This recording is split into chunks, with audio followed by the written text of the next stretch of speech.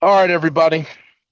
Welcome to the Contextual Christian Church Bible study, where today we're going to read Isaiah chapter 45, verse 16, to chapter 46, verse 4. I'm going to pray it in. Everybody bow your heads. Father, thank you for getting us on another Bible study today. And as we get into this Bible study, I pray that this one is a little more tied into at least a lesson that we get into this Bible study ties into something that we can get in, something that'll help us throughout our week because this week is interesting. And yeah, in Jesus' name, amen. Amen. So, last time we had gotten into, we started on chapter 45 of Isaiah, where we got real specific in our prophetic words again, where we were describing, and I wouldn't even say prophetic, actually, that's the wrong terminology.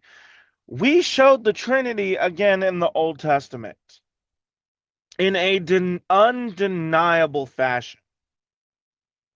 We showed how in verse, where is it? 11. Thus saith the Lord, the Holy One of Israel, comma, and his maker. The Holy One of Israel has a maker, but the Holy One of Israel is the Lord. But both together say, ask me, singular, of the things to come concerning my sons and concerning the work of my hands command ye me. Which would make no sense at all if not for the fact that what did Jesus say when he came? Jesus said, I've come to do the will of my Father. He has come to do what he has been commanded to do of the Father, literally showing that the Holy One of Israel, the Lord, is Jesus. But we read in chapter 44 that there is only one Lord and that God is the Lord. We also read about the Lord and God also being the Redeemer. So again, we see that. But then we look at verse 14 and we saw it even more closely, where it said, surely God is in thee, talking about the Holy One of Israel, and there is none else. There is no God. So there's no one else besides you, and God is in you. You are God, and God is in you, separate yet connected. And that's really the last part that we got into. But the whole time when we were reading, it was just describing that basic point that God is the one in control. God is the one who has established everything, whether it's the setup where bad stuff happens, whether peace happens, no matter what's happening, God is the one who establishes it. And then the reason that we were able to say, and was not Cyrus, contextually speaking, is because in verse 5, when it said right after calling Cyrus God's shepherd that he used, it said in verse 5, I am the Lord and there is none else. There is no God beside me. I girded thee, though thou hast not known me. So the Holy One of Israel was raised up in righteousness and knows all these things. Yet for Cyrus, he was protected and set up front by God, yet he never knew God. And as we know, can you be even called raised up in righteousness and not have known God? And the answer is obviously no. Throughout all scripture proves that. So that's really what we were discussing, was just the depiction of the Son and of God and how they've established everything. They set up everything and how they are one even though they're two separate people. Even as in verse 6, where it says, and that they may know from the rising of the sun and from the west that there is none beside me. I am the Lord, and there is none else. So again, multiple times throughout Isaiah 44 through chapter 45 as well, we have been seeing where it shows there is only one Lord, but yet here's the Lord and his Redeemer. Here's the Lord and his Maker. Separate people. So we've seen the separate and connected both shown through all throughout Isaiah 44 and Isaiah 45. And now we'll continue in verse 16 of Isaiah chapter 45, right after we read verse 15, where it said, Verily thou art a God that hidest thyself, O God of Israel, the Savior. Right after saying that God is in thee, talking about the Holy One of Israel. Yeah, he doesn't show his true nature. He doesn't show himself even as the Trinity or even what that means of all these times. So now we'll continue from that as we go to verse 16 of chapter 45. And I'll switch it to our first section so our first reader can read.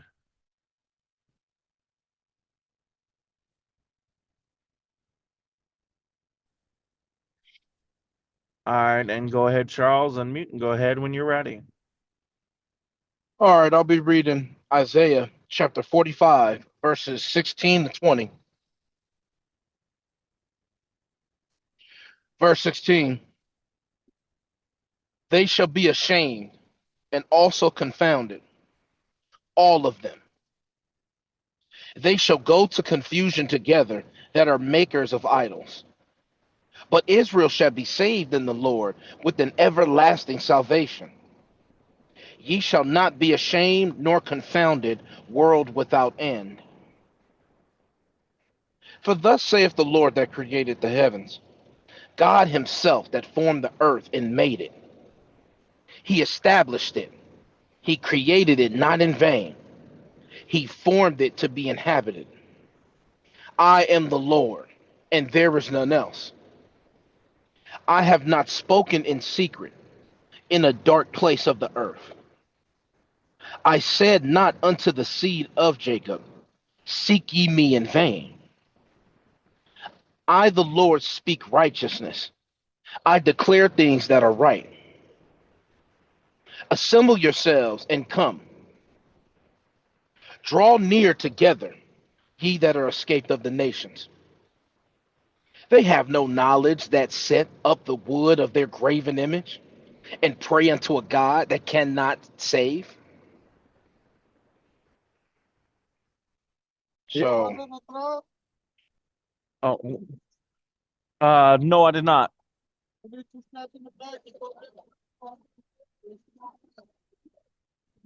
All right. Go ahead, Charles. They just okay, need me to so grab some scraps. you're good. So starting off verse 16, because of how it starts off, it's connected to a point we talked about before, but not really connected to the last section like that. So I got it as a separate section right now. Good. And I was gonna ask, couldn't I, because verse 16 and 17, you have a group that will be ashamed, and the group that's going to be ashamed, they're the ones that are going to be gathered together, the ones that make the idols, versus the God saving Israel, how they're not going to be confounded. They're not going to be ashamed. They're going to have an everlasting salvation. Couldn't I put that as a section? Because it looks like a coin, the heads and tails. The group that's going to be confounded and ashamed versus the group that's not Well, there goes the confounded and ashamed. question. And the question is then, are they saying the same thing in their main points? What is the point being done there? Because the point is, to me, well, if I, when I'm saying it, or I'm trying to make sure I say this right, the point is you're showing a group that will be saved versus a group that won't be saved, or not saved, but ashamed versus a group that's not going to be ashamed. That's really the And is point. it just those verses? So let me go for Because that point. because here's For the thing. This is where it would be a problem. not where we're reading right now, but what I'm about to explain. If it brings it up as the people will be ashamed, but it only gives one verse to the ones that are ashamed, and then for the rest of the verses, it's not talking about the ones that are going to be ashamed at all. It's only talking about how he's going to take care of the children of Israel. Would you say they're still connected? No. You see what I'm saying?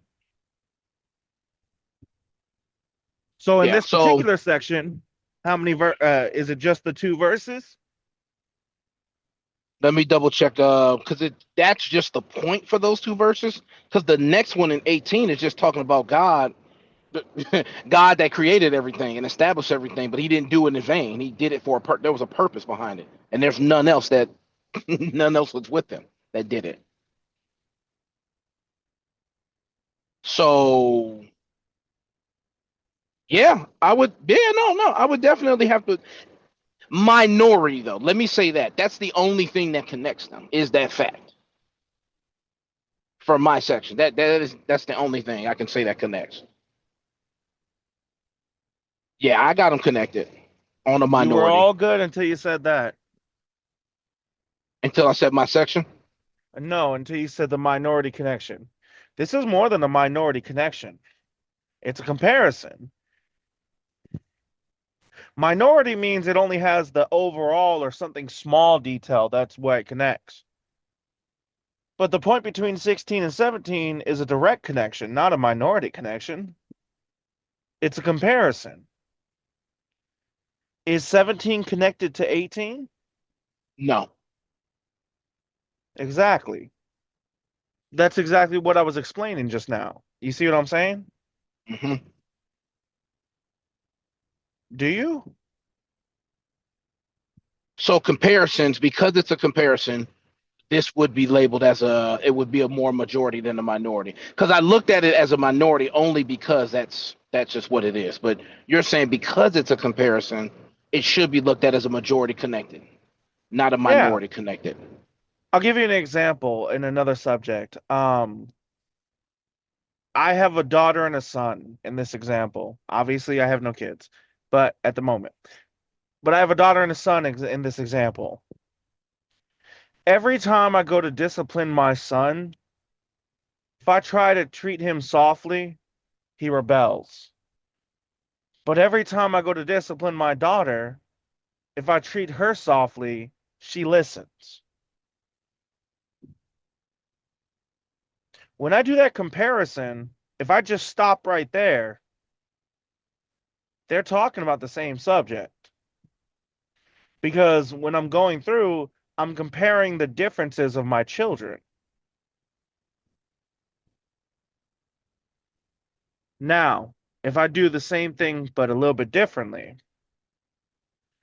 when I compare my son and my daughter, if I discipline my son softly, he doesn't listen. But my daughter, when I discipline her softly, she listens. But that's because my daughter is an amazing girl. She loves her father and she is always listening. So anytime I have to correct her, all I need to do is softly because she's such a good listener. Now, when I did that, was I still just comparing my son and my daughter? You added way more emphasis on the daughter with that one, with that second one. Exactly. So the main focal point was no longer a comparison. It was about praising my daughter. My son, that part is a side note to the subject in that example, the second example. You see what I'm saying? I see It's what no you're saying. longer the main subject. So when doing comparisons, this is something that parents get wrong so much in reality. Is like they think that if they're doing a comparison overall, they're just comparing. They're just seeing the differences, the similarities. That's all they're doing. There's nothing wrong with that. But in reality, the amount of emphasis that they give to one side shows you're no longer comparing, you're now praising. And it's not just on the comparison part, but like we see this with when a child gets in trouble with a person in authority. depending on how the parent talks to the child, you're showing emphasis in a different way, which is more than that. So when they say they're not, like, because I've had this growing up before, you've probably had this growing up before. You ever heard your parents say in a situation where you can tell they're clearly picking sides and they say they're not picking sides, but by the way they go about speaking and how much emphasis they put on one side, they definitely picked sides? Right. That's when it becomes more than just a comparison, when there's too much emphasis on one side or another. You see what I'm saying? Yeah, I see what you're saying. So here, because it's literally just all that happens in 16, the ones who make idols are going to be ashamed. Then in verse 17, Israel will be saved and they will not be ashamed. Okay, so did it say really anything else besides that in 16 and 17? No, that's all we got. Now, when we get beyond 17, does it say anything more about them being ashamed or anything at all, or not ashamed? Not in 18, not in 19, not in 20.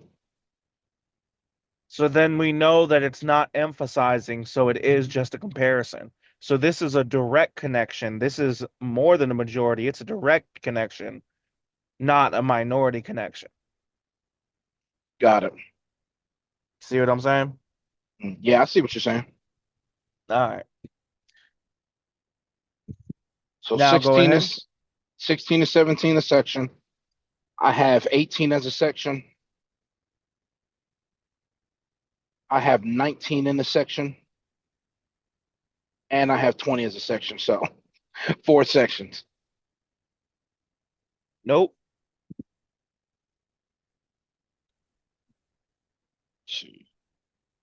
Thus, let me reread 18. For thus saith the Lord that created the heavens, God himself that formed the earth and made it. He established it. He created it not in vain. He formed it to be inhabited. I am the Lord, and there is none else. I have not spoken in secret in the dark place of the earth. I said not unto the seed of Jacob, seek ye me in vain. I, the Lord, speak righteousness. I declare things that are right. Assemble yourselves and come. Draw near together, ye that are escaped of the nations. They have no knowledge that set up the wood of their graven image and pray unto a God that cannot save.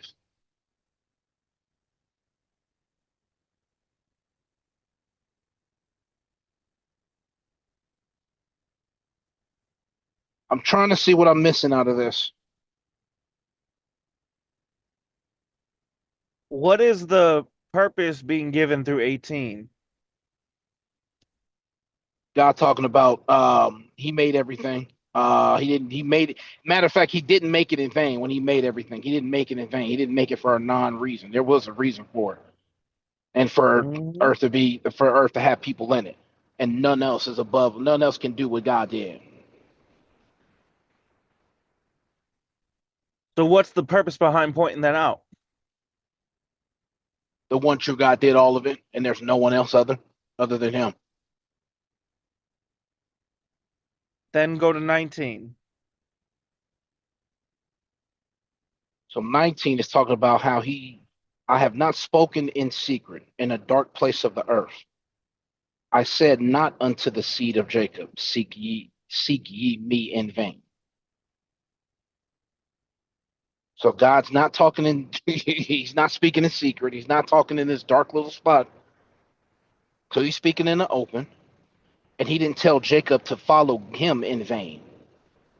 So he's not telling them to do something pointless. There's a reason for it. Good. What do those two have in common in this context? Oh, is it because what I do as the one true God, I don't do it for nothing? there's a purpose behind what I do. Even with children of Israel following me, there's still a purpose. Well, no, no, no, no, no, no, no, no, no. That's not the point here. That's what it's saying in the verse. That's not the point behind it. Charles, why would you tell somebody that I don't do things for no reason? Why would you tell somebody that? What would be a situation where you would need to bring up that type of statement? If I'm bringing up that type of statement, I'm I'm saying it in the essence of I'm here to work hard and I'm not here to like waste time. I'm when I say that, that's one of the reasons I'm saying this because I'm not here to waste any time. I'm here to get the And job why done. would you, what would be a scenario where that would be needed to say that? Yeah, you're trying to say you're here to work. You're not here to waste time. Why would you need to say you're here to work? You're here not to waste time. What is the point in you saying that? The point in me saying that would be when whoever I'm saying it to, they're either doing stuff or they're doing something that's putting me in a position where it's like, what are we doing? You were supposed to do this. You were supposed to do this. I was supposed to do this. You're wasting my time. Exactly. You're not doing But what I'm you're gonna supposed to do. simplify it for you because you're not catching it. You're defending your point.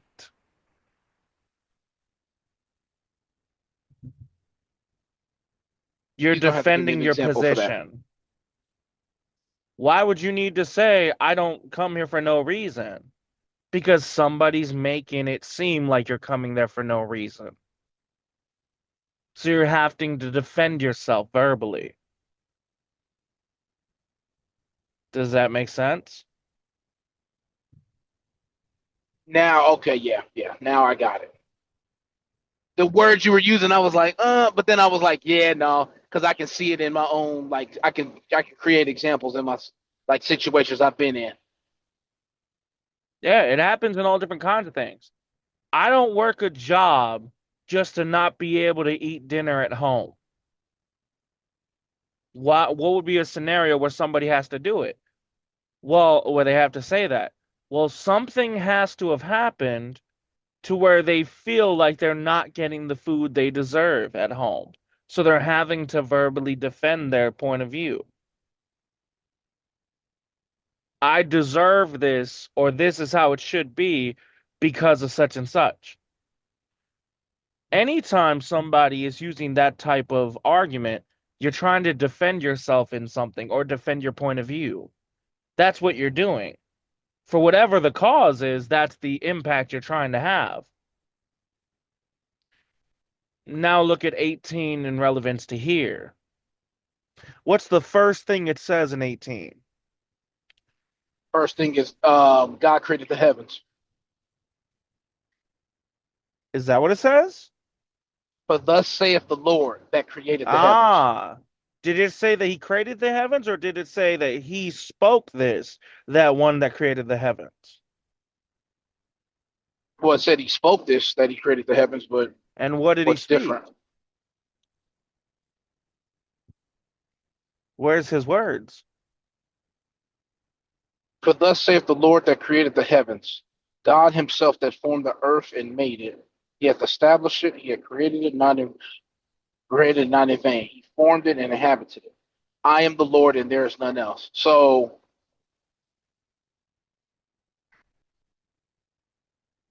I am the Lord and there is none else, is what he would be saying. But Yeah, I am the Lord and there is none else.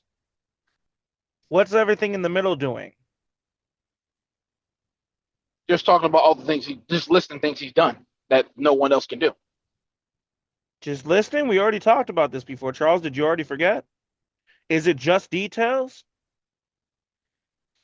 No, it's things that back up who he is. These are details that back up who he is and Not what he's just done. back up who he is. You did forget. He's backing up his point of authority to say this. Does that make sense? For thus Oh, okay, saith we're the doing that Lord again. that Yeah, yeah. well, it should have been pretty obvious. God himself that formed the heaven, the earth, and made it, and he hath established it. And then it says he created it not in vain. I want you to put yourself in the position of God and say these parts as if You're the one doing these things.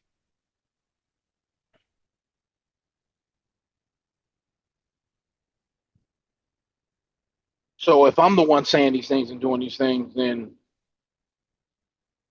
yeah, I'm And you saying when I'm saying what I'm saying it's just I have I have the right to say what I'm about to say. I have the right to do what I'm about to do because of these things exactly, that I'm bringing up. exactly. Do you see what I'm saying now? Yeah, I see what you're saying now. If we were to say that from the self perspective, for thus saith Matthew, for thus saith me, the one that created the heavens, I myself that formed the earth and made it, I established it. I didn't create it in vain. I formed it to be inhabited. I am the Lord. There is none else. And this is all after he just said in 16 and 17, those who are the makers of idols will be ashamed. And in 17, that the children of Israel will be saved. And they're not going to be ashamed. So what is God? I mean, what is he doing in verse 18? He's defending his point of view. He's defending his position and his right to say what he's saying. Now going to 19. Well, with 19, I have not spoken in secret in a dark place of the earth. I said not unto the seed of Jacob, seek ye me in vain. I, the Lord, speak righteousness. I declare things that are right. I just had it too. I just lost it.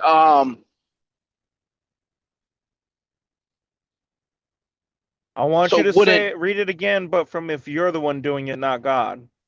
This will help okay, you. read it from my perspective. I have not Hmm. spoken in secret in the dark place of the earth. I said not unto the seed of Jacob, seek ye me in vain. I, the Lord, speak righteousness. I declare things that are right. So when I'm saying these things,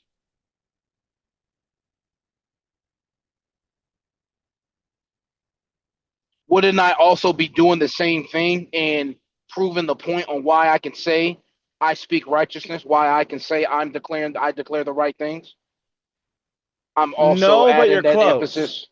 You're emphasizing why your words have merit. I mean, think about it this way, Charles. When would you tell somebody I didn't speak things in secret? What would be a situation where you told somebody that? A type of situation. A type of situation. I don't know why you're coming up to me about what he said, she said. What I said about you, I said it to you. I'm not going to tell it to other people on social media and stuff like that. I'm going to tell it to you. Why would you listen to them? Exactly. Now, when you're saying that, what is the point of you saying that to the person? What are you Well, trying to get done? what I would be saying it as in the type of person. I'm basically telling you this to let you know the type of person that I am. That I'm not going to say nothing behind your back. I'm going to say it to your face. This is just describing who I am and how I would be moving. And what does that do? It defends your honor. Do you see what I'm saying? You're defending your point of view. You're defending your honor. You're defending the words that you speak. In other words, you're trying to prove through your explanation that your words are something that should be accepted, not something that should be looked at with the type of judging or disparity that they're being looked at with, but they should be honored and respected. Do you see what I mean? Got it. Yeah, because I'm looking at it from the that's that I'm looking at it from the most simple perspective, not from the perspective of take my word seriously. Because that what you're bringing up is like a take my word seriously kind of situation. And I'm giving you Yeah, the reason to take my word serious. Let me say that. exactly. Exactly. Oh, hold on one second. He's coming here with the paperwork. All that time just to be that freaking quick.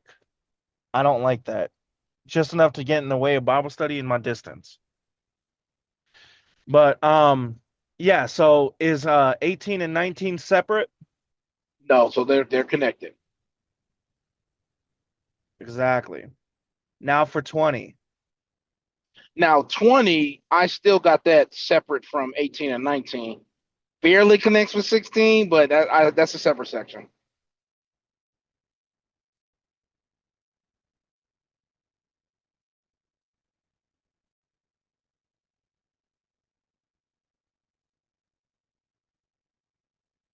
Try that one more time, Charles. Can you hear me? Yeah. Yeah, I got 20 separate. Yeah, No, I no, got you 20 said separate what? from. You said what? I would disagree with you.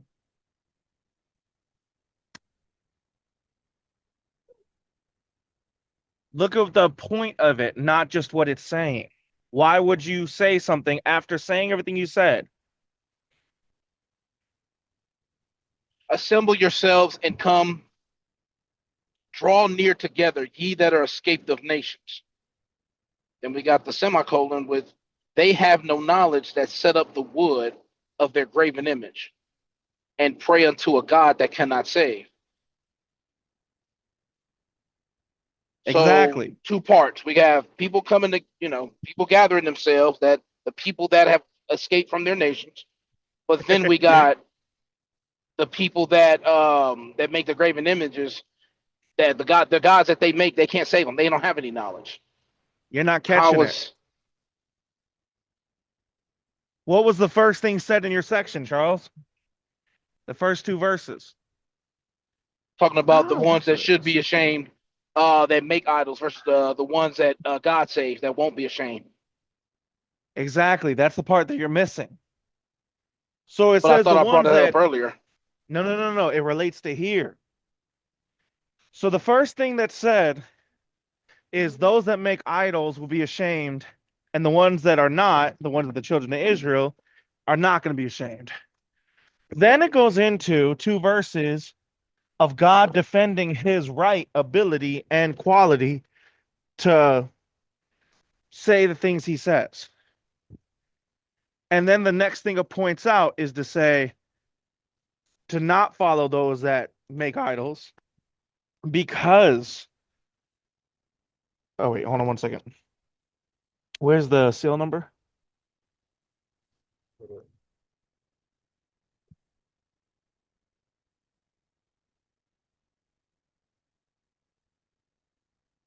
Oh, is that it? Oh, that's it. Okay.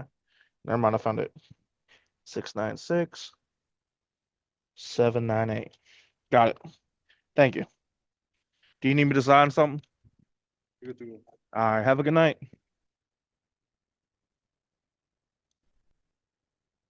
All right. Back to you, Charles. So it goes into him about defending his ability to speak. And then in verse 20, what does it say one more time? We're talking about the assemble yourselves and come, draw near together, ye that are escaped of nations. Exactly. So everybody who has escaped of nations come together. And why? What does it say next? They have no knowledge that set up the wood of their graven image and pray unto a God that cannot save. Exactly. So what's the point of what's being said here? Before I get to the point, would that be considered a reason or just a separate detail? Because that's the part that, when you brought it up as that was the reason, that kind of confused me a little bit.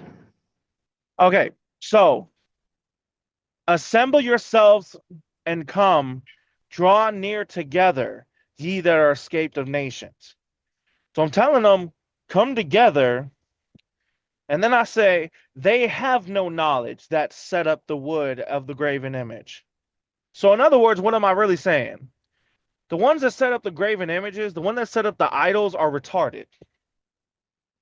And they pray to a God that can't save. So when we talk about the connection, it's giving a reason as to why you should not follow these people that create these idols. What is 18 and 19 doing?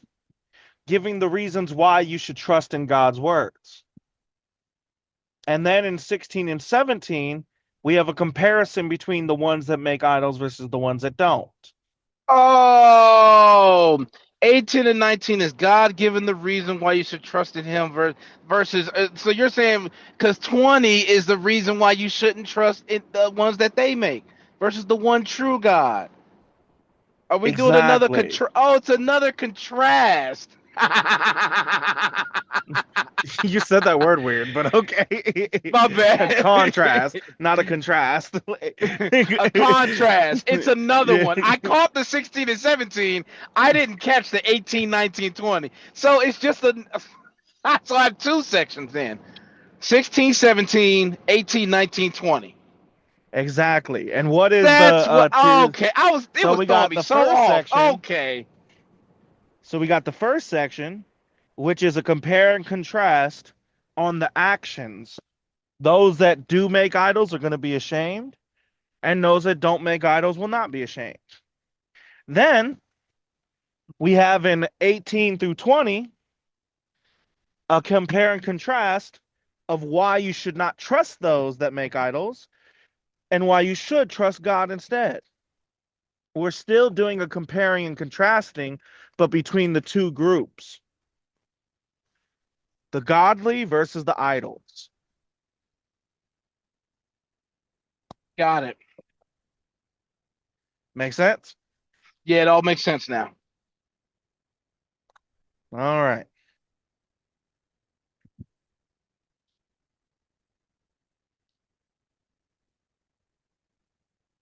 All right. Now go ahead with your. Well, actually, we pretty much explained them, You but pretty, but yeah, yeah. I would just be. It would almost be a regurgitation with maybe different words. But I get your exactly. point. Yeah, no, I didn't see the compare and contrast in 18, 19, 20 until you brought. Now I see it. I caught the smaller one. I didn't catch the bigger one. Yep. All Got right. to work Now on I'll that. go ahead and switch it to the second section. If anybody who has comments or questions, now be the time to raise your hands.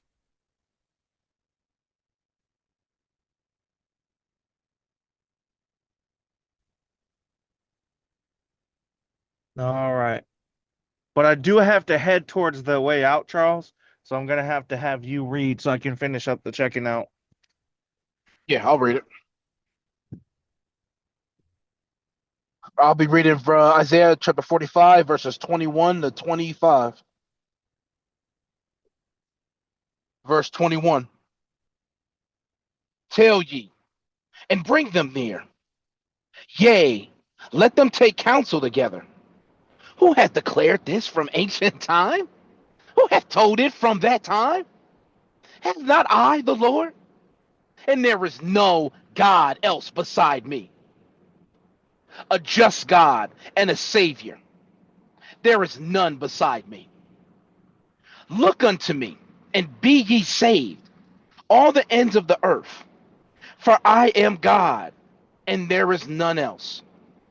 I have sworn by myself, the word is gone out of my mouth. Well, let me try to reread 23. I missed that comma.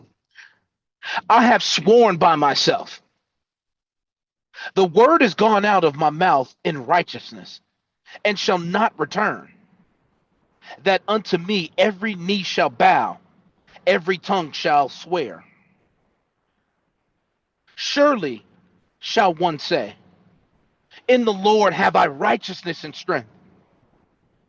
Even to him shall men come, and all that are incensed against him shall be ashamed. In the Lord shall all the seed of Israel be justified, and shall glory.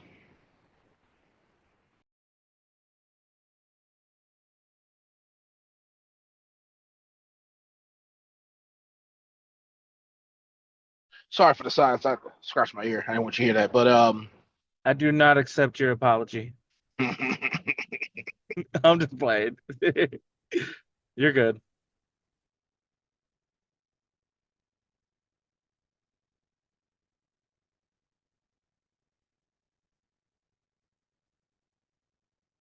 Sworn by myself, the word is gone out.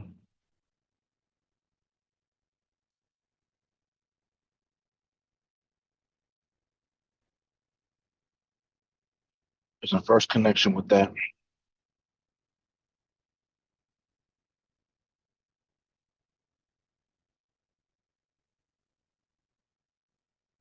Charles, I do got to do the BOL, so why don't you go ahead and read from your Bible for it? Because I'm gonna have to take the picture of it, which is gonna shut off the video here.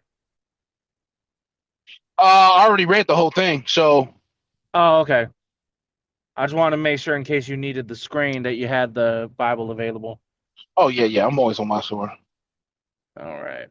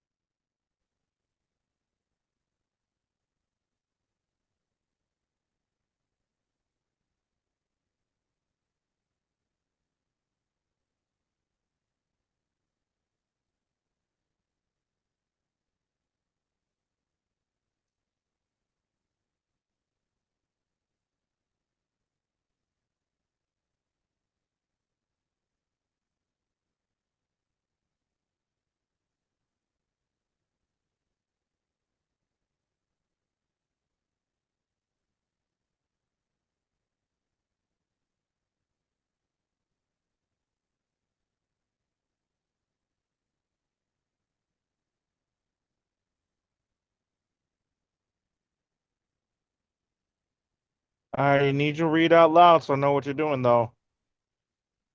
I have no idea what you're You working need on right now, Charles. you need me to read what? I told you to go ahead and continue. I just said that, like, I'm gonna be doing this, so I just need to make sure you understood that for the camera. But I thought you said for me to read, and I told you I just read the whole. I already read the whole thing. Yeah, but you gotta do the explanation. The point was you had Oh, to if do you, this. oh, okay, yeah, yeah, yeah. Then I I'm doing the thought, whole thing then. No, my bad. If I'm just, I Charles, thought I was just reading. I If thought I'm that doing was the whole thing, then understood. Like, let me go ahead and do the whole thing. Then. So why would I 21, have you do the reading if I'm not gonna have you explain? Like, because we've done that before. not where you're doing the reading for me and I do the explanation. We do it where you We, do the what do you pre. mean? We've done that before. If we have, it's been so long I don't remember doing it. Yeah. So let And me do if the the if explanation. And yeah, so the that's my fault then. section. I forgot we had done that before because if I do ask you to read, more than likely I'm asking you to explain too. If I don't say that I'll do the explanation, don't then don't assume I'm asking that. Because I'll tell you if I'll do the explanation. And if I So yeah, did do that, I probably did tell you the last time that you'll read and I'll do the explanation, right? don't remember. But let me do the section Okay. real quick. So the section 21, I got it. It's when you're talking about tell ye and bring them near, these are the ones that have no knowledge. These are the ones that make the graven images and stuff. So he's talking about telling them to come near and to gather yourself together. So connected in that sense.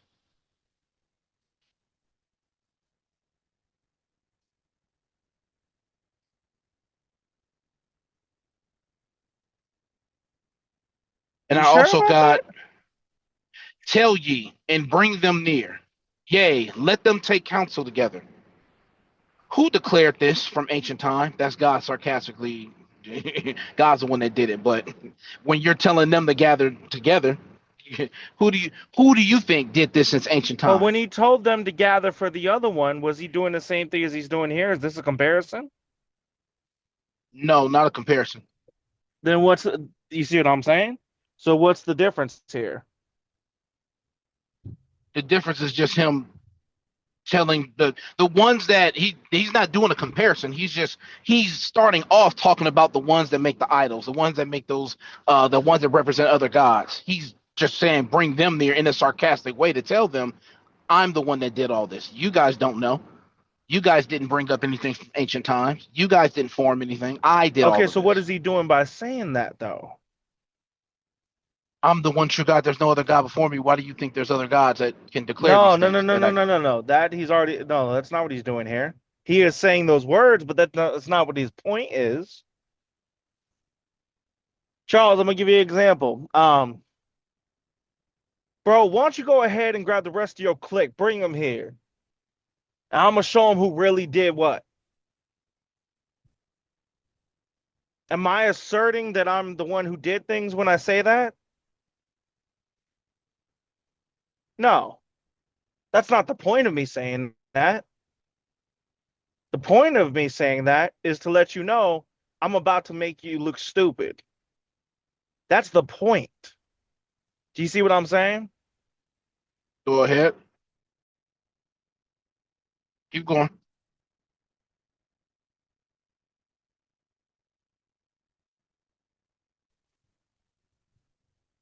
Charles, can you Did you hear me not just hear now? me? Did you hear me say keep going? No, I did not. I did not. Okay. What did you hear everything I said in my example? Bring it up. Bring up the example again. Okay. In the example I said, it's like if I were to tell you, bro, go ahead and grab your click. I'm gonna tell you, I'm gonna show you who really did something. Now, when I say that, am I actually about to am I telling you that I'm about to prove that I did something or that I am somebody special? No. What I'm actually telling you is that I'm about to make you look foolish. I'm about to make you look bad. That's what I'm actually the point is. You see what I'm saying? I see what you're saying in the example. I'm So trying to then see that here, in 21. tell ye and bring them near. Yea, let them take, go ahead and let them take counsel together. Who had, who has declared this from ancient time? Who had told it from ancient time? Have not I the Lord? Go ahead and let them take counsel. Go ahead and let them question. Who was it that actually was there at the beginning that actually was declaring things of old? It was me. So let them take counsel. What am I saying by saying that? I'm calling their counsel foolish. I'm saying they could go ahead and do whatever because it makes no difference. You see what I'm saying? And now I see what you're saying. It's doing the same thing as the example I gave. If I was telling somebody, go ahead and grab your click, go ahead, and we're going to see who really did something. I'm saying I'm going to make them look foolish, is what I'm saying in that example. Here, go ahead and let them take counsel because I'm the God who created everything. Yeah, I'm saying go ahead and let them do it because I'm going to make them look foolish. You just need to check this. Okay. All right. You see what I'm saying, Charles? Now I see what you're saying. So the point of 21 is not actually saying that he's God. That's a tool that he's using to say that they're foolish. He's calling them stupid. Now I got it. So is that actually connected to 20? Let me go back because they were the ones with no understanding. So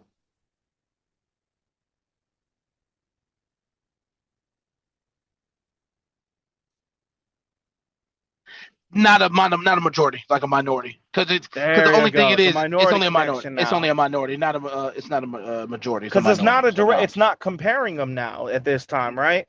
no, we're not. That's not a comparison at all. And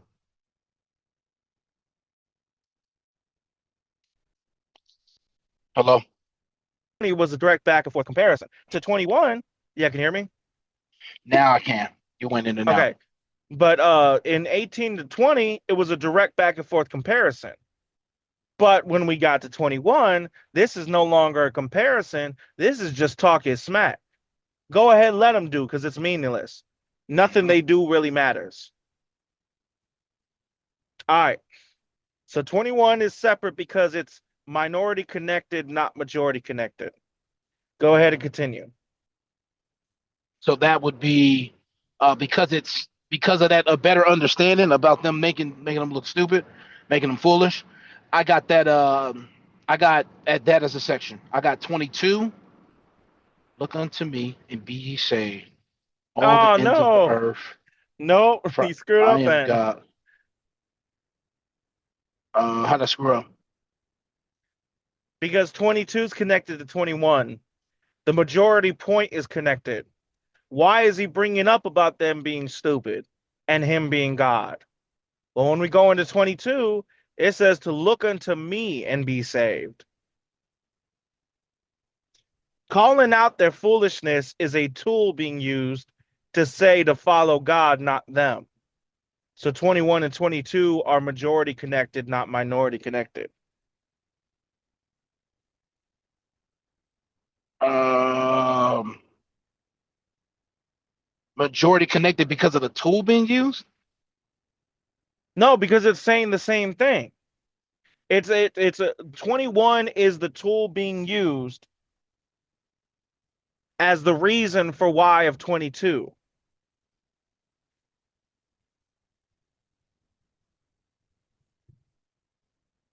Got it. Does it does that make Got it. sense? So, yeah. So 21 is because of their foolishness. These guys are foolish. I'm the one that did this. I'm the one that did that. Let them gather themselves together in their foolishness. They can't prove nothing. You should come to me, and I have the reason why.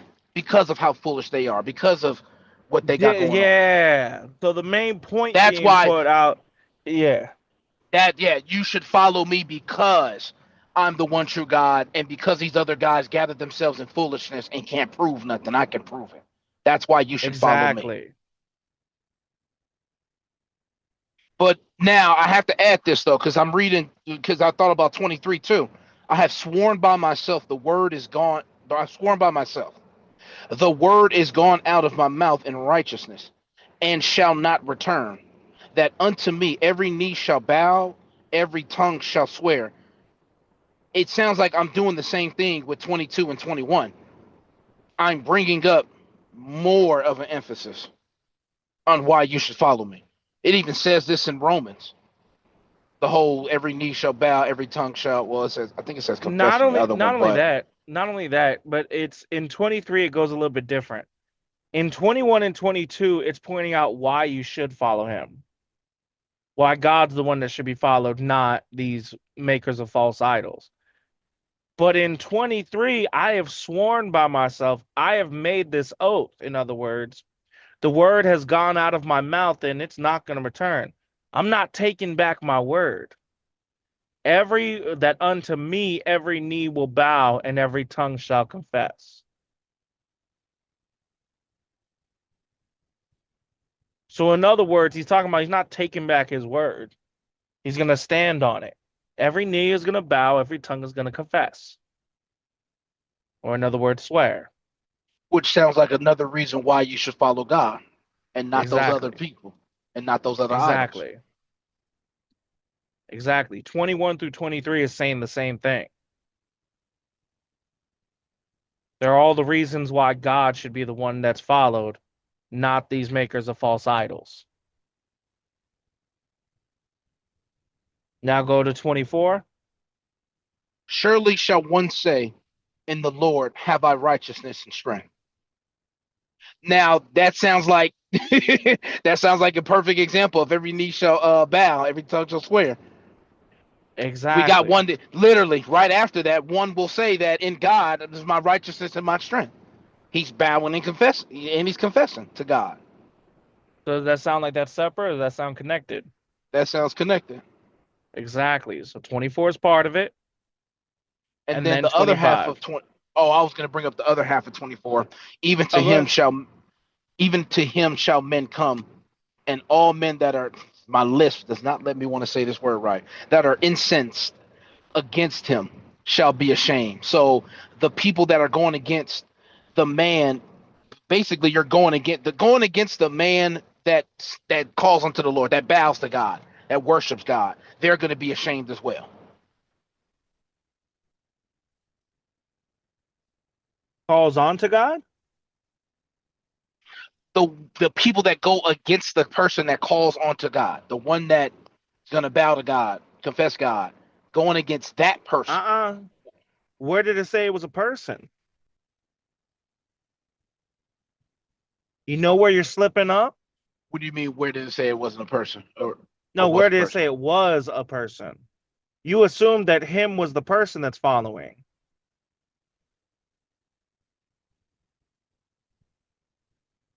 And all that are incensed against him shall be ashamed. You assume the him is talking about a follower God.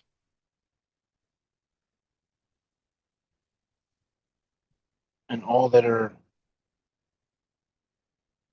Let me go back to. So who would? Let me go back to who the him was, because who else could the him be? Otherwise,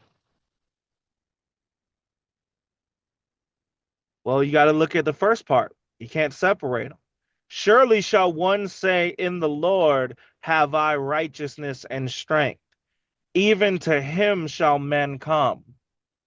Is that talking about the person saying, I have righteousness? Or is that talking about the Lord? oh, I brought it up earlier, the first part before the even him. I brought that up as an example of when someone says, "I have righteous," or in the Lord, I have thy righteousness and strength. I brought that up earlier as that's someone like saying that example of bowing and confessing to God.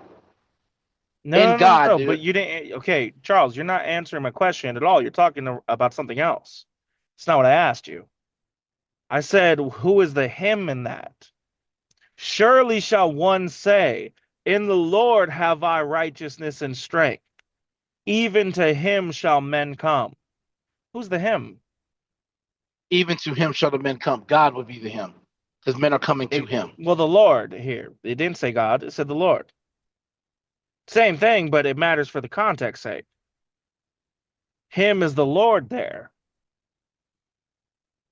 Do you see Okay, what the I'm Lord. saying? Yeah, I see what you're saying. So then continue that context with the next part. And all that are incensed against him shall be Incensed. ashamed. Incensed against him shall be ashamed. Against the Lord shall be ashamed. Exactly. Got him. When you think incensed, think incentivized or to feel like your senses. And all that are incentivized against him shall be in shame. All that have their senses against him shall be ashamed. It could go on either side with that. But either way, it makes sense then. So is 24, it's saying the same thing as the rest of it. Now for 25. Now for 25. In the Lord shall all the seed of Israel be justified and shall glory. Now, does that sound like a reason to follow him, or does that sound like a side note? That sounds more like a side note. Yes.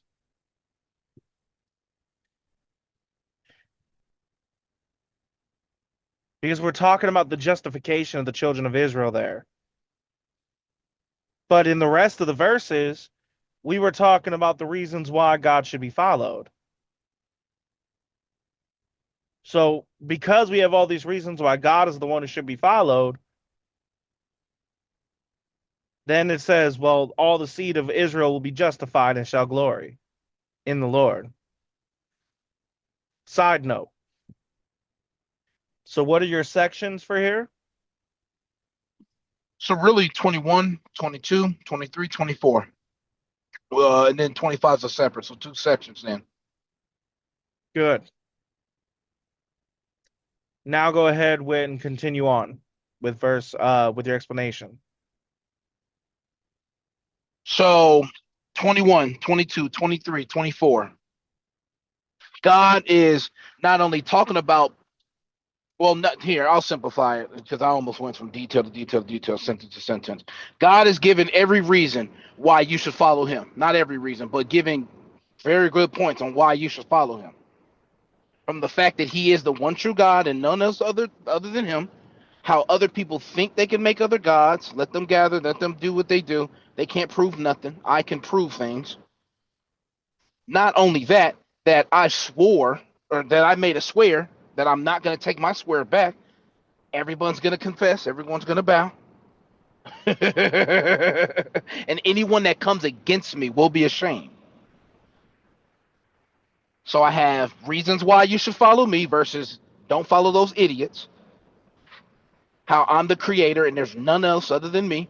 And how I made a swear that I'm not taking that back. That everyone will confess and bow. And that anybody against me will be ashamed. Yeah, there we go. 21, 22, 23, 24. That's what I got for that section.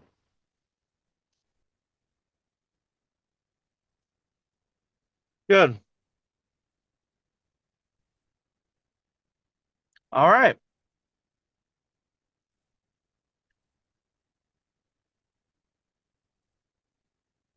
One thing you forgot to bring up that you almost brought up earlier, though. Why does the Romans matter? Um, oh, that unto me every knee shall bow, every tongue shall swear. Romans chapter 14, verse 11. For it is written, as I live, saith the Lord, every knee shall bow to me, and every tongue shall confess to God. As it is written. Written where? It was written here in Isaiah first. And I guess it's in Rome, not just Romans, but I think it's in another chapter that I don't Oh, it's remember. in But another, and the other is even more important for the the point. other's more important. Yeah, I don't know the other one. I got the Romans one. it's in Revelation. That was Or the not other. Revelation. Was it Revelations or was it Philippians? I might be wrong about that. Hold on. Let me see if it's because I thought it was Revelations, but I was like, oh, Romans. Let me double check one more book.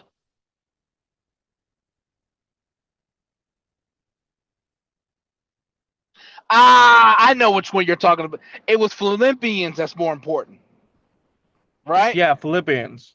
Chapter 2, verses 10 to 11. Let me read it. That at the name of Jesus, every knee should bow, of things in heaven and things in earth and things under the earth, and that every tongue should confess that Jesus Christ is Lord, to the glory of God the Father. This is the most important one that you wanted to bring up, or that I should have brought up Yep. with it. How, even though we're talking about, the Lord saying it here, but we have it in Philippians that it would be everybody bowing to Jesus, everybody swearing that Jesus is the Lord. It's not a And who did it say contradiction. is the Lord in here? That God is the Lord, the Right. only Lord, no one beside him. Every tongue shall bow, and every every tongue should confess. Every knee shall bow to who? To God, to Lord. But they're confessing Christ is Lord. This matters because when it says that, it's literally calling Jesus God. When we have the context of 45.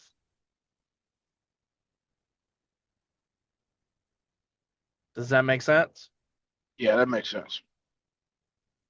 And this matters also because this is one of the few times where it's a direct quote from the Old Testament for the prophecy. This is literal prophetic speech to the New Testament and to the end of the world. This doesn't just go to the New Testament because it's talking about the point in the New Testament, but also in correlation to how it will be at the end of everything. So here we have another example where Jesus is being shown to be God.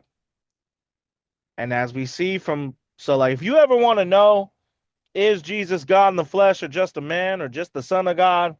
Read Isaiah 44 and 45. It's very plain. It's not a question at all. That's the part that you forgot to bring up. Now, as towards the hymn, it makes a lot more sense now Because if we're talking about Jesus, surely shall one say, in the Lord have I righteousness and strength. Did it say that I am righteous, Charles? No. Exactly. It said my righteousness that I have is in the Lord. Well, where's our righteousness, Charles, in the New Testament? Is it in ourselves? Nope, it's in the Lord. It's in Jesus specifically. It's in Jesus. Exactly. And those who are incentivized against him will be ashamed. Those who are incentivized against Christ will be ashamed. Makes a little bit more specific sense when we read it with that context. You see what I'm saying? Hmm. All right. Now then, with that in mind, let's go to the final section. But does anybody have any comments or questions as we go to the final section? Now would be the time to raise your hands.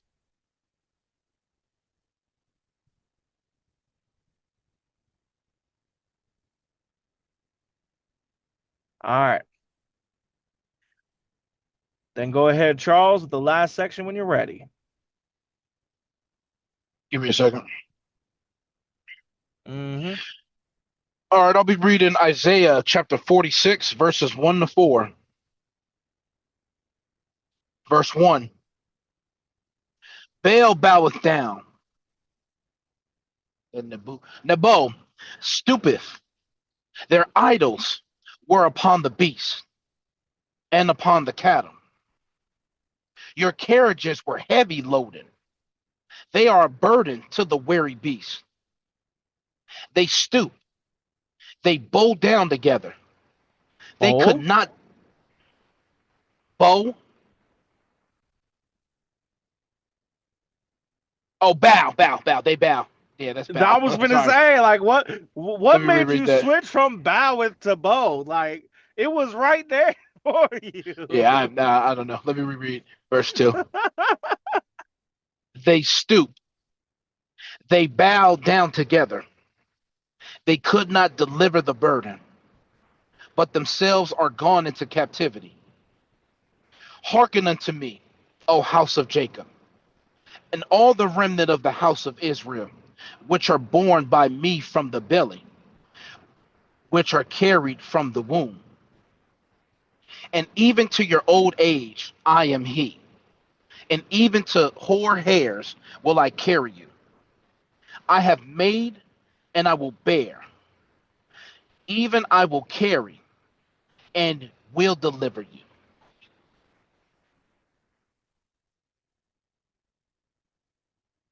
So what's funny is the overall is really connected with the last point, but the the direct is not really, but the overall is because we're doing another comparison again, another comparison contrast. Not necessarily. Not necessarily Who is on the Bel and connected or the. Nebo? So Look let up me go to Nebo. Baal. So Baal, by contrast, for H1168, Baal, the Baal of the Babylonians. Baal, wasn't that a like a deity that they Yeah, people deity, worship? a false deity of the Babylonians. Hmm. Now, Babylonian, Babylon. now Nebo, probably a foreign div- derivation. Nebo, the name of a Babylonian deity, also another god that they worship, So another we're idol talking that they about a worship. particular people here of Babylon. A particular people or particular, you talking about the gods that they worship. Well, no, I mean, look at it. Which gods are we talking about? Did we bring up the gods of Assyria? We're talking Did we about it's bring up Babylonian. generically gods? Or did we No, talk only about the Babylon gods? Babylon, but you said people, not gods. No, no, I know. I know. I'm talking about that for the region. So we're talking about the people of Babylon. Right.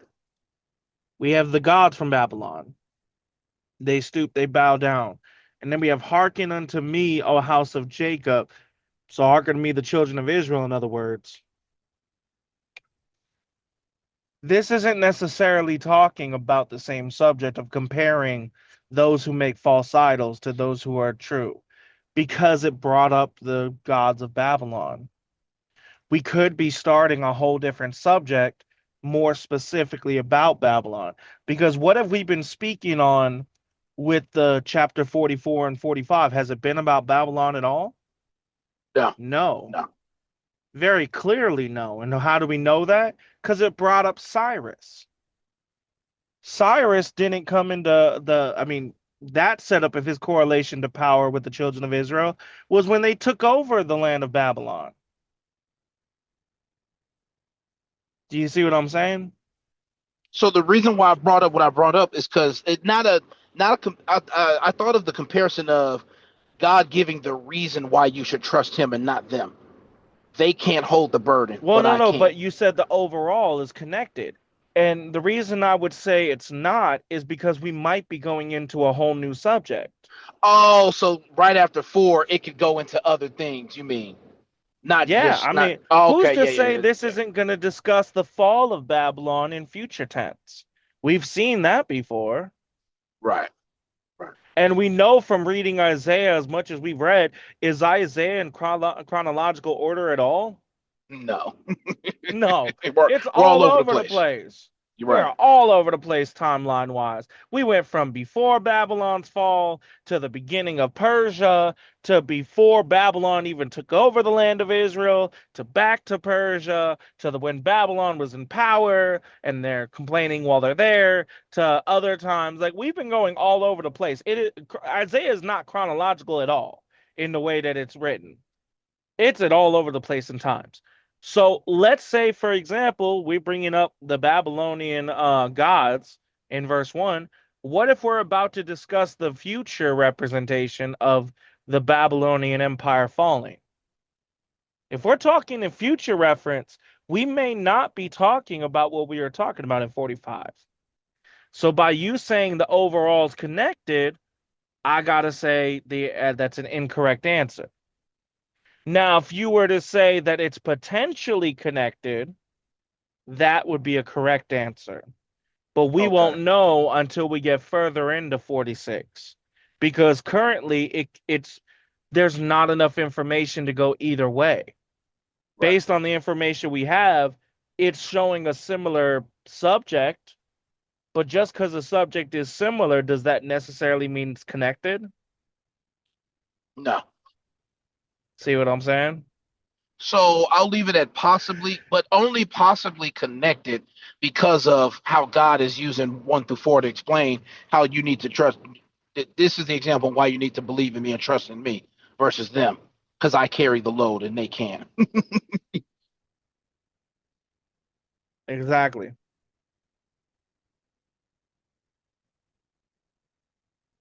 And as far as sections go, because of what I just brought up, I got you know the gods that couldn't carry the burden versus the one true that can. So I got them all in. So if they're all one section, then I'll just have to break it down. I'll explain it. Yeah, honestly, I would say this is all one section, comparing the They're all one gods section. of Babylon to the God of Israel. Mhm. And it's even comparing them in the exact same way. Their ability to care for the people and all the load that comes with it. Which is funny because when he brings them up, they're on the beast. These other gods are on the beast. They're on the cattle, and it's too heavy for the beast. Exactly. Versus God, nothing's too heavy for God. The way He describes it, He's still gonna carry that burden. He's still gonna deliver. He's still gonna do what needs to be done. Nothing is too heavy for a God, for the one true God, where He's above space, time, and continuum. He's above strength and faintness. That doesn't get tired. That doesn't lose strength. So of course he's the reason, or of course he brought up a great reason why you should follow him. Of course, everybody that thinks at that point is saying, "Oh, okay, yeah, we should be following God. We shouldn't be following these other ones."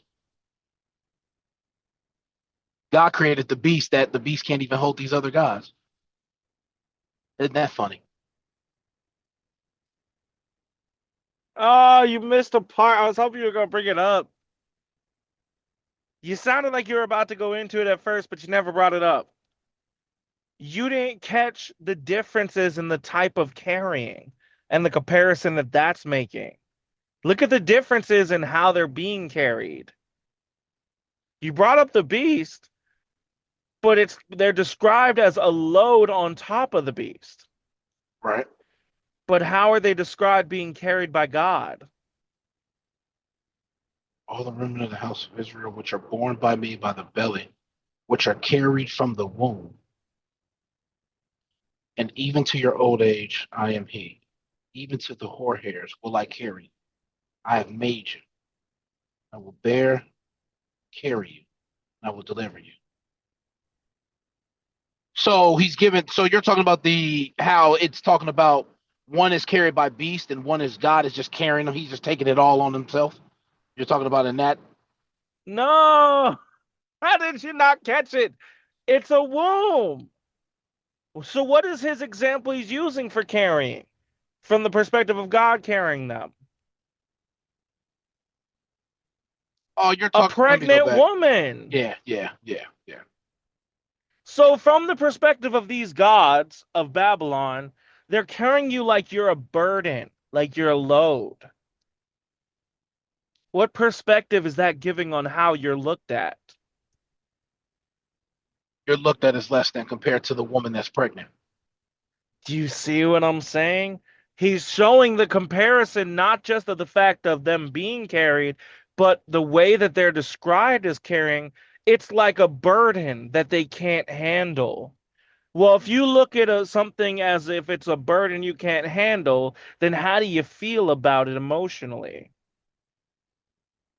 You feel like crap. You feel like you don't. You don't even want to be a part of it. Exactly. Versus if you're looking at it from the perspective of a woman who's pregnant with her child and that she will carry you and make sure that you get delivered.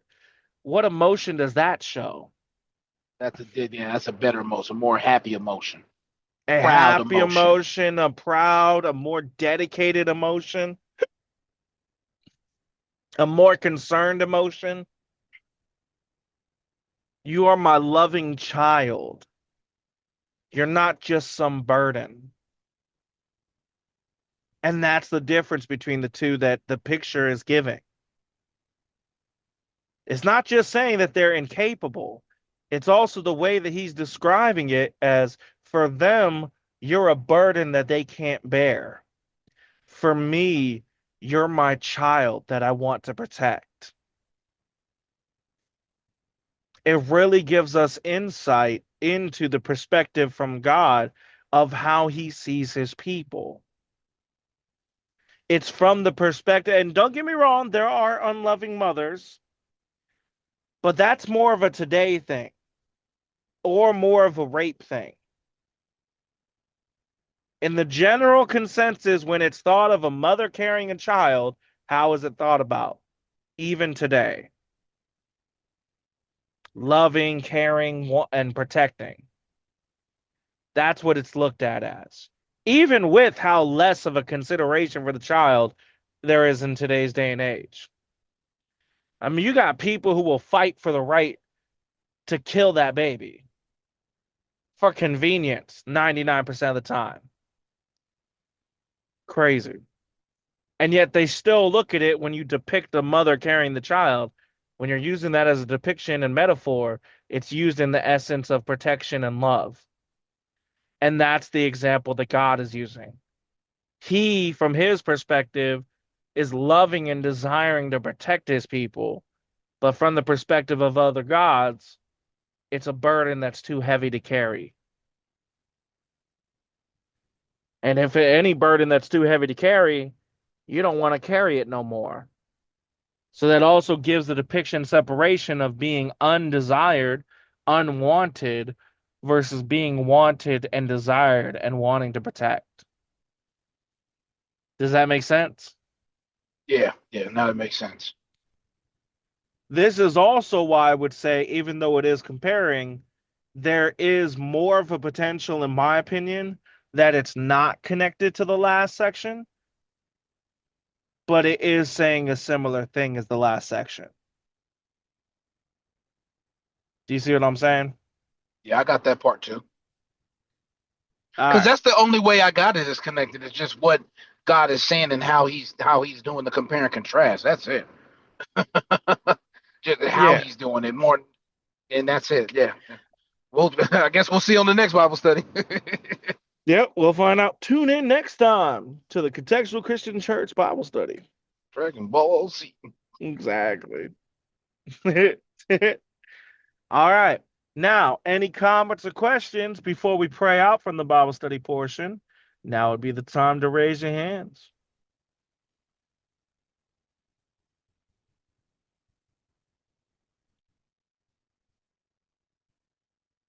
All right, then I'll go ahead and pray us out. Everybody bow your heads. Father, first of all, we want to thank you for having more prophetic language to the New Testament, backing up the fact that your son is your son and he is you, the manifestation of three ways, but still one God. And we're grateful that there's so many verses that back it up in the Old Testament. Because if it wasn't for that, there are people that try to claim that even from the beginning that church leaders weren't in consideration, that you were three and yet one, that the Trinity didn't exist. And the fact is that it would just go to prove the point that even if they did, they never took the time to read and they weren't really your church. So it doesn't matter if they claimed it or not, because it's very clearly in your word. And so, Father, we just pray giving thanks for that. And that time and time and time again, you back up everything. And it's just so crazy the fact that you do prove yourself so much. You even defend your right to speak, and you're literally God. Even after pointing out the question, who are we to question things? Yet you still defend your right. You still defend who you are, as if it was even necessary. And God, what I do want to say with that for us is that we apologize if we ourselves ever made you feel like it was necessary to prove yourself. You deserve better than that. As a matter of fact, if there's any sin, whether in word, in action, or in thought, that we have committed up until this point, whether adult films, whether cussing, whether whatever, we pray forgiveness for it, that we may be right in your eyes and that we may continue to be right in your eyes, always making that effort. Though we do have salvation and grace, but the fact that we make the effort proves that we have the belief, which means we have the salvation through you. And so we thank you and we praise you for all this information and for the lessons learned in your son's holy and precious name, Jesus Christ Yeshua. Amen.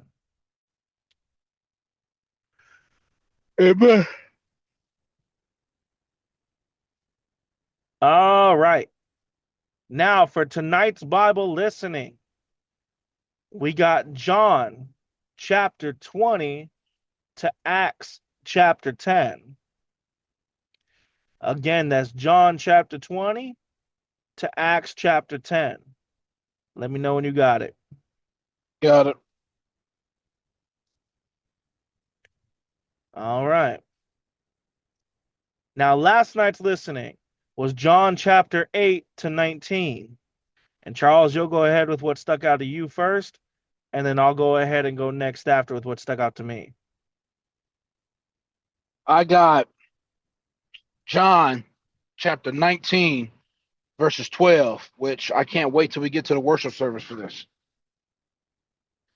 And Yeah. from hence and from thenceforth Pilate sought to release him. But the Jews cried out, saying, if thou let this man go, thou art not Caesar's friend. Whosoever maketh himself a king speaketh against Caesar. Now, this is Pilate trying to I didn't know how far Pilate was trying to go to release Jesus. We read the parts in Matthew or Mark. He goes way further in John.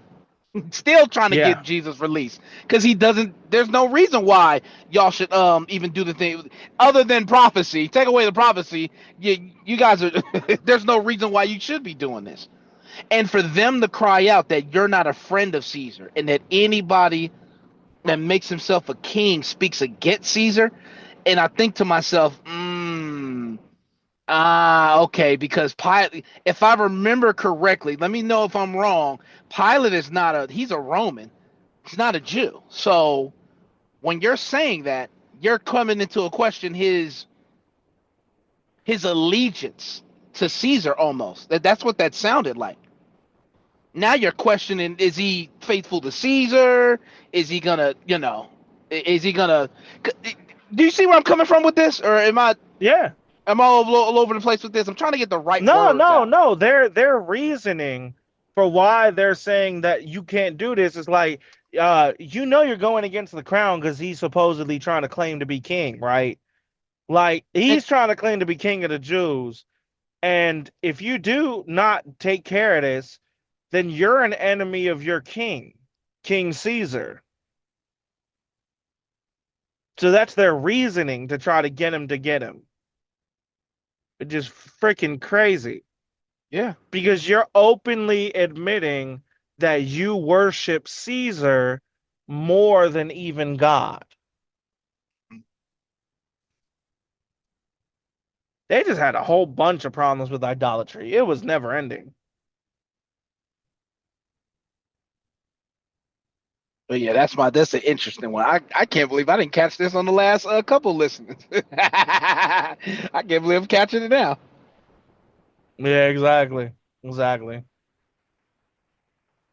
It makes me think about something else too. There's a stupid argument that some atheists like to make that you only are believing and thinking that your religion is right because that's what you grew up with. If you grew up in India, you would be Hindu. If you grew up in China, you would be Buddhist. The only reason that you're Christian is because you grew up here. The funny part and the stupid part about it is because there's so many people that are like that, there's some legitimacy to that claim. In the verse that you're reading from, there is legitimacy to that claim.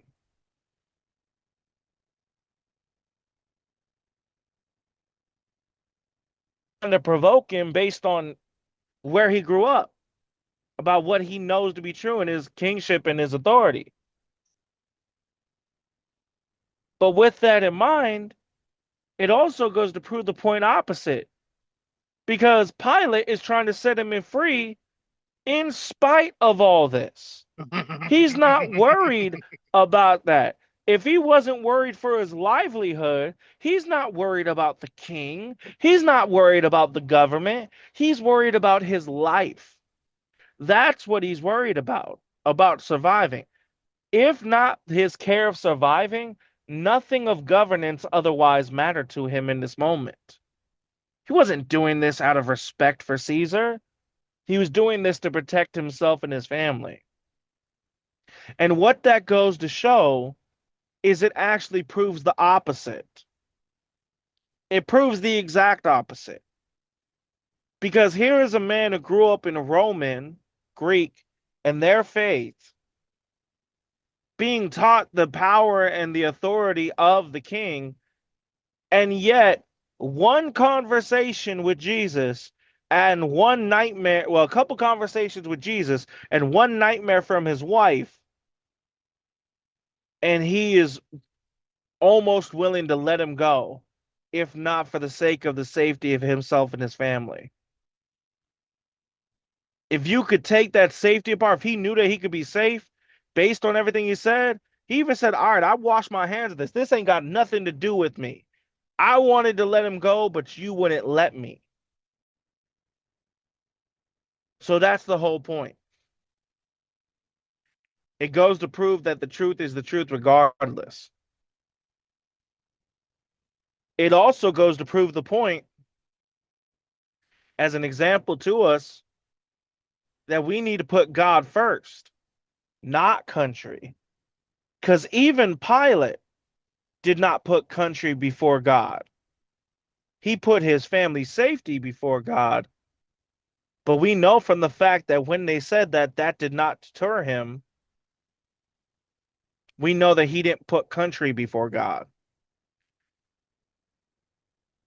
And he wasn't even saved. He was a man in a position of authority in the government, as crazy as that is. So, anyways,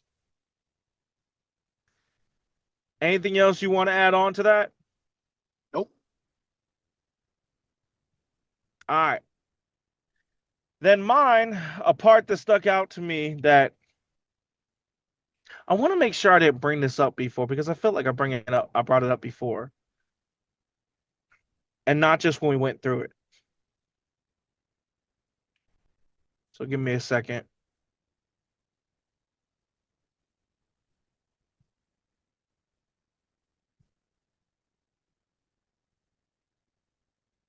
Although I should have done this earlier.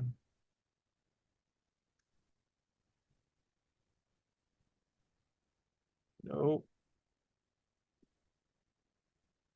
Nope, I didn't bring it up before.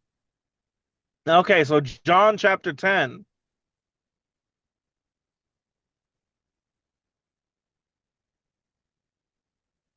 And where was it?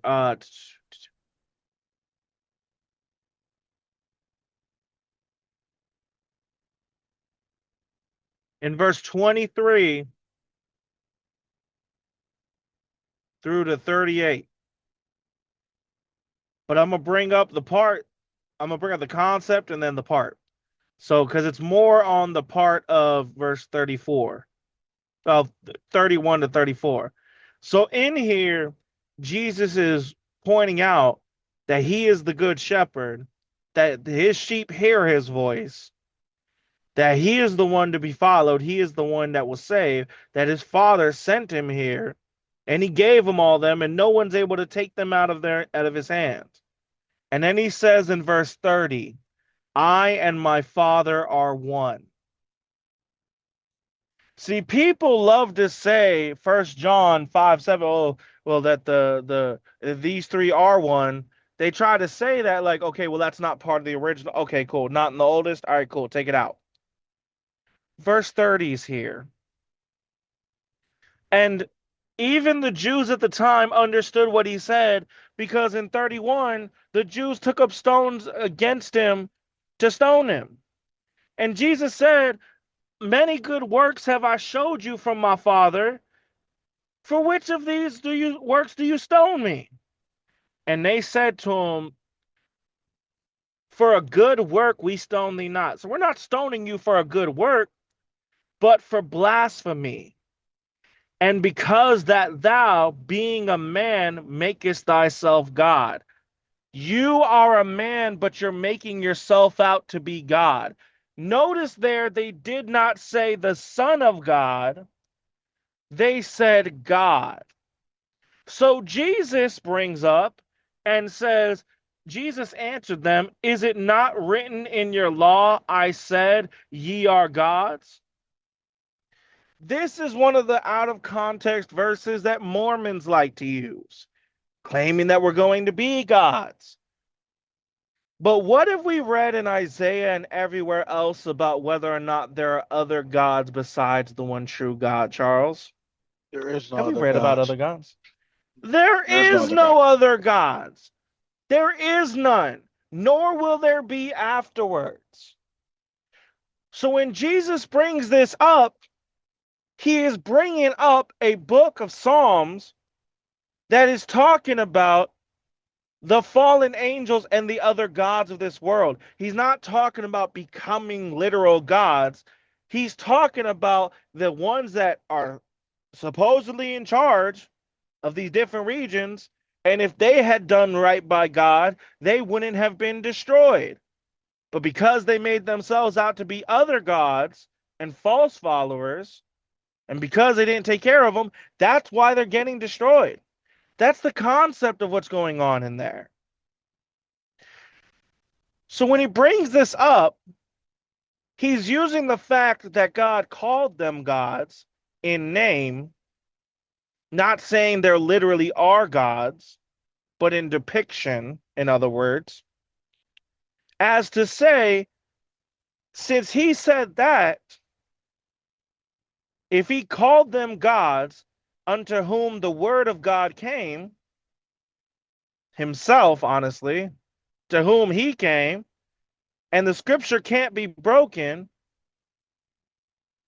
say ye of him who the Father hath sanctified and sent into the world, thou blasphemest, because I said I am the Son of God? So, in other words, you're not looking at the fact that God even called them gods. And they weren't even true gods. But the word of God came to them, and they were called gods. And I myself am calling myself the Son of God. So he's not saying here that you can become gods. He's saying that even God the Father, even the word that came to these other false gods, called them gods, giving them that level of, okay, well, I get you are gods in the essence of it, but you're not the one true God. But he gave them that level of respect. And so, me being called the Son of God, I'm not blaspheming. He wasn't saying that we can become gods. Nowhere in the Bible does it say that. As a matter of fact, it says the opposite. There is one true God, and he is split in three manifestations. The Trinity shows true in Old Testament and New. And so that's the part that stuck out to me. Because that to take that out of context to try to claim we will be gods and not get the context of the verse that he was quoting from to see his point, it just goes to show again, you're not his sheep, which is in literally the same exact chapter.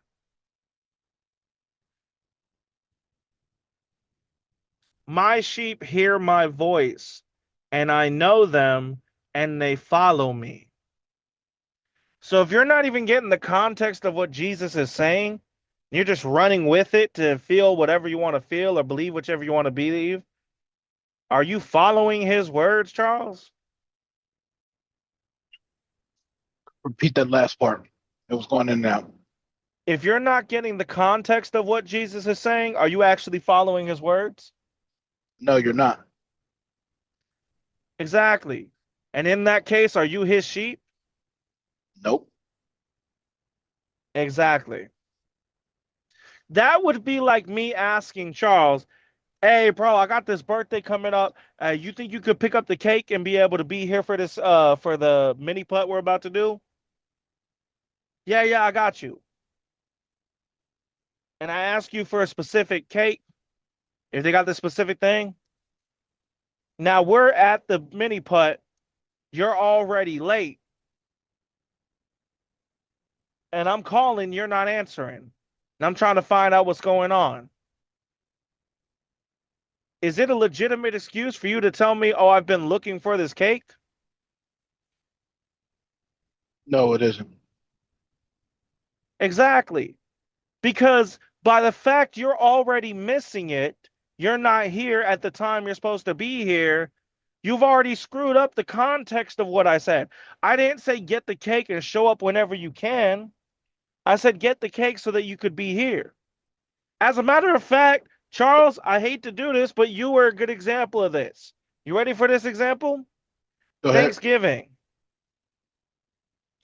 I asked you to get the Thanksgiving turkey like 3 to 4 days ahead of time, ahead of when it actually would be time to cook, so it had time to defrost. What is the context of what I need? I need the turkey defrosted and ready to go so I can cook it. You got the turkey the day before and then put it in the fridge. Did you actually follow my instructions then? Yeah. No. And we had the consequences because of it. Because thankfully, the part that was cooked well, it cooked perfect on the outside. But we had uncooked meat on the inside because it was still frozen. Because even though I tried to thaw it out, 5 to 6 hours sitting in warm water was not enough to defrost it. So, literally, in that situation, that was a good example of not actually following what was asked. Because even though getting the turkey was part of what I asked, the part of needing it ready to be able to be defrosted so it's ready to cook, that part was not done because it was the day before and it was in the fridge. So we went from freezer to fridge in one day. Not enough time for anything to defrost. So it's the same concept here. When somebody's asking something or somebody's saying something, if you're not following the context of what they said, you're not really following what they said. You're doing your own thing. And it's not necessarily on purpose. Like exact example, like the thing with Charles with you and with the turkey. Did you purposely buy the turkey so that you could have it not be defrosted? No. No, of course not, No. right? Like of course that's not on purpose. But because the full weight of the message was not taken into account, problems became problems that didn't need to be problems. Same thing with being the sheep of God. Same thing with the whole ye are gods. If you don't get the context of what he's saying there and the point he's making, you could try to assert that we can become gods. That's not the context. And that actually is a contradiction of the Bible. And this is another problem that comes from it. Charles, if Jesus said we could become gods, but then the Old Testament said there is no other God besides the one true God, wouldn't that make Jesus a false teacher, a false prophet? Yeah, what? And if that's the case, wouldn't he be a sinner? Mm-hmm. What? And if he's a sinner, then is the religion valid anymore? No, it isn't. And that's the point. All right. Now then, anything you want to add to that? No. All right.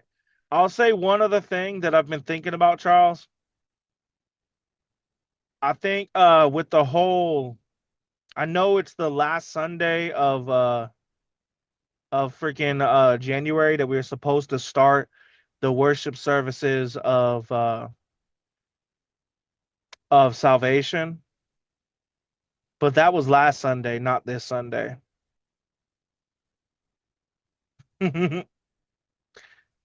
So what I wanted to say instead is just this. From this point on, I've thought about it for a while and God worked it out where it just ended up that way. We will do our salvation teaching from the last Sunday of February. That'll be when that starts. Okay. Uh, and I thought about it. This is better too because for people who watch sports, we can be able to reach more people because there's nothing going on there.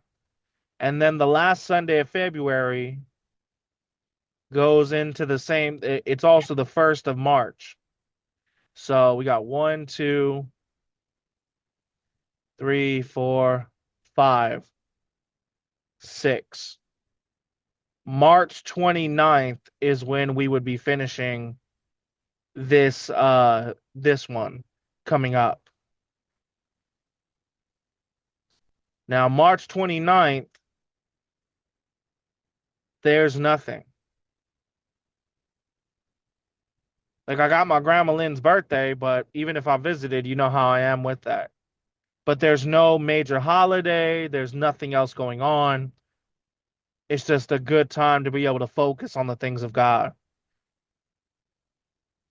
And because we have that being the time, we also don't have to worry about people who are listening being distracted by the freaking NFL or anything else.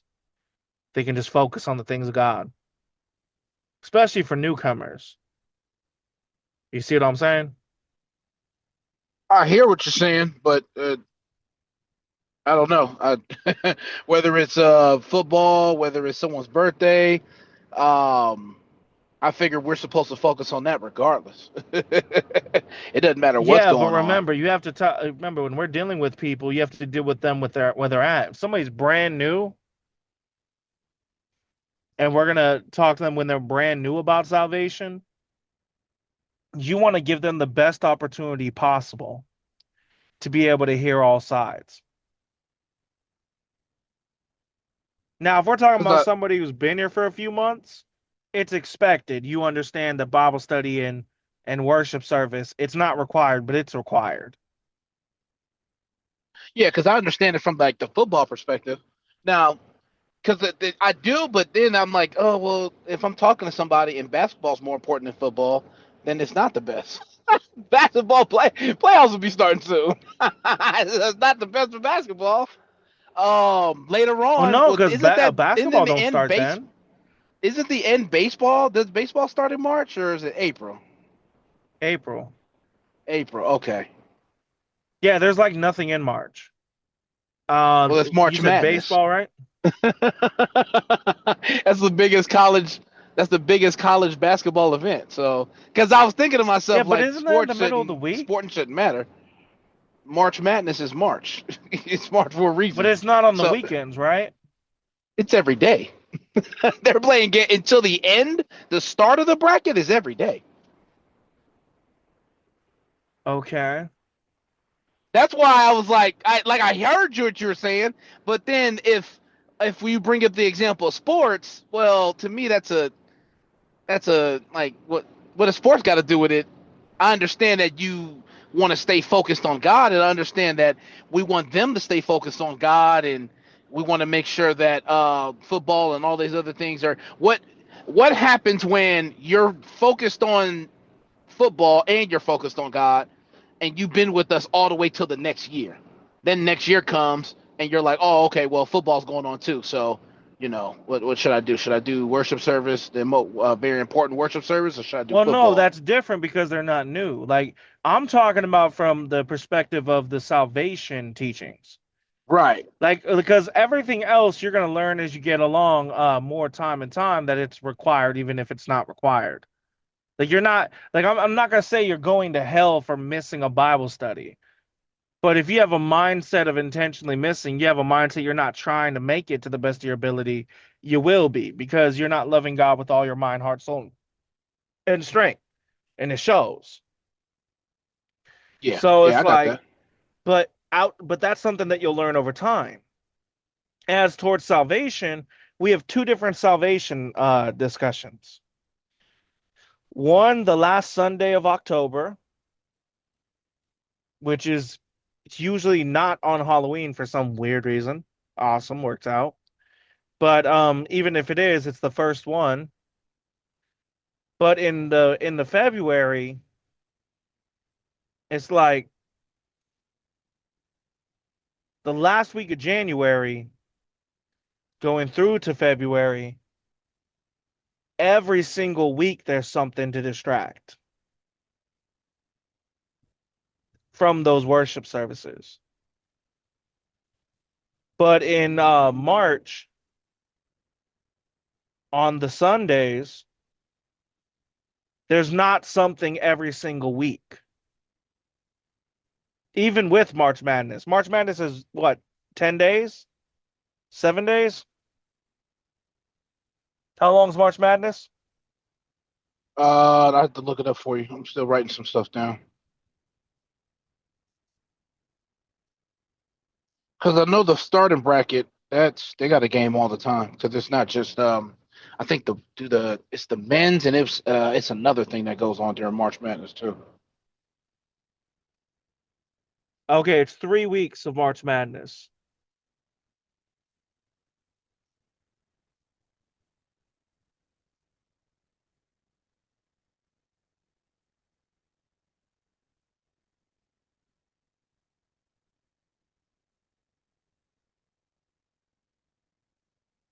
Our March.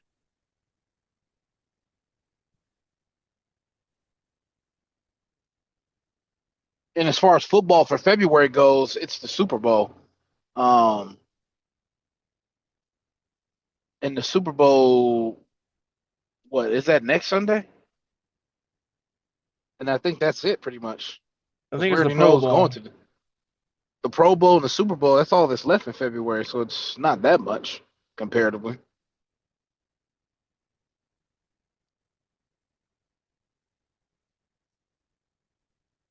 Oh, they do have games on Sundays.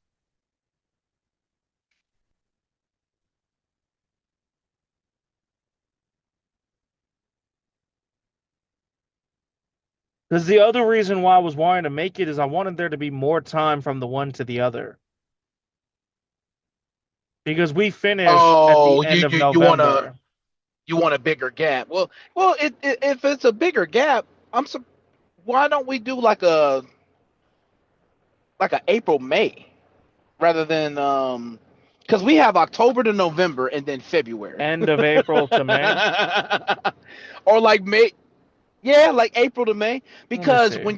when we do one from October to November, January, and then we get right into it again in February. Yeah, exactly. But That's what if I you was want thinking to, about it too. it Because the end of April would be the 26th. Is there any holidays or anything? Because that might work perfectly if that's the case. because the only thing that I do in April and May is it doesn't matter what I do. It doesn't even matter. I don't have anything that I would Mother's split Day is over in it. So April. Mother's Day's in May. Or May, my bad, May. Yeah, that means nothing. Um, I can still do worship service and then do Mother's Day after, so that's nothing to me. well, yeah, of course. So, the point is Yeah. just to say that that's the only thing I'm seeing. East, well, no, we don't do Easter here. So, Mother's Yeah, we don't celebrate Day, Easter. um, That'll be a good thing too, considering we don't celebrate Easter. That'll be good because if we're ending at the end of May, it ain't got nothing to do with Easter. mhm, And it'll be a good time. They're explaining like, well, why are we talking about this instead of talking about Easter? Well, let's go through the history and I can show you why. It'll be a mhm, good way to depict the difference between the false church and the real church. yeah, yeah. If you're thinking about a gap, yeah, I'm thinking April, May. That's actually not a bad idea. I don't even remember the reason why we did it for October, November, and then February, March, or January, February. Oh, I know why we did the October, November. That originally started because wanted to have a time where we would do it, and it was in relation to where we were going to celebrate Jesus's birthday at the end.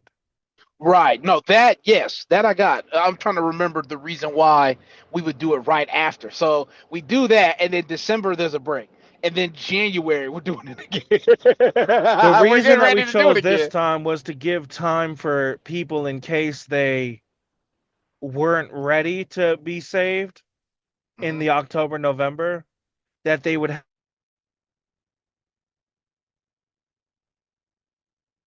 Uh-oh. Hello?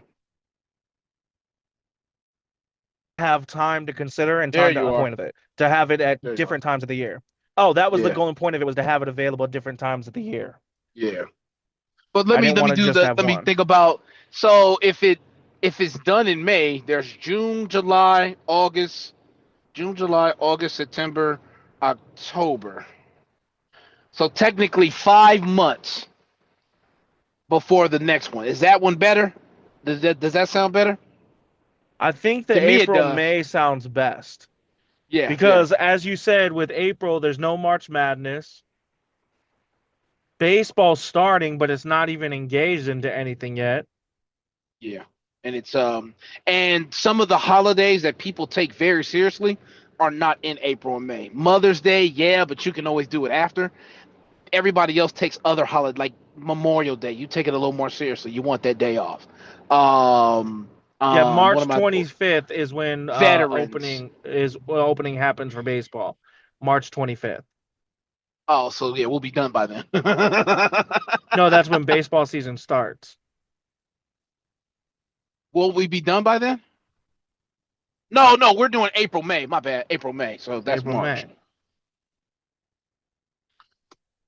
Yeah, because what other holidays do? I'm also thinking about it of what do people want to take a day off for? What do they want to get serious? The only thing that's gonna suck is tax day. You got to file your taxes by April. So, do you Yeah, want to but if do it we're but after we're do tax? well, no, After I the mean it would tax, already be after tax because it's the last Sunday is when we start. So it'd be the last Sunday of April, which is the 26th, going into okay, cool. which means people have plenty of time to do that too.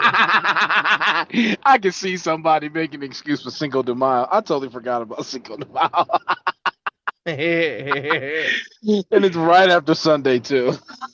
Exactly. I can see where they. I see that can go left. So Memorial Day is May. I thought it was September. Labor Day is September. Yeah, so we'll do it then. I think that's a great idea. Um, I'll pray about it and see if God's okay with it, leave it in his hands. But Hmm. and I'm gonna do that over the next couple days. I'll let you know God's answer. But yeah, because that sounds like it's better. Because don't get me wrong, as you and I know, sports are not supposed to come before God. But here's the thing: if we're talking about somebody who's brand new to the church, they need to get accustomed to how everything is. If Hmm. somebody's been and being the fact of April being right after March Madness, I think that works out good because it gives people time where they can understand, look, we've been in this process this whole time. Why are you thinking it's suddenly going to change now? It gives a person to where there's no excuse for them making the mess up as well. So it works for accountability reasons as well. You see what I'm saying? Yeah, I see what you're saying. Because I could definitely see somebody going like, well, in it's March. Well, we didn't have March Madness last year. I'm like, okay, then you should already be in the habit of putting God first. Hmm. Same with making sure you got to file your stuff. Because if you ask for an extension, you had this whole time to make sure you had everything ready for tax day. Why don't you file it on? Why didn't you file it before tax day? Actually, the Exactly. computer, the whole system fries on tax. The week of taxes, IRS gets shut down. The website doesn't work. TurboTax doesn't work. Everybody's trying to do it last minute. You fry the system. Exactly. Why you wait till then? Oh man, my extension didn't work. Of course it didn't work. Everybody's applying for extension that week, and then the site Exactly. crashes. So yeah. That's exactly right. All right, sounds good. Oh, I just realized we've been doing this whole thing on the Bible study. Let's close out and I'll call you after All right. because I'm about to start heading out too. All right.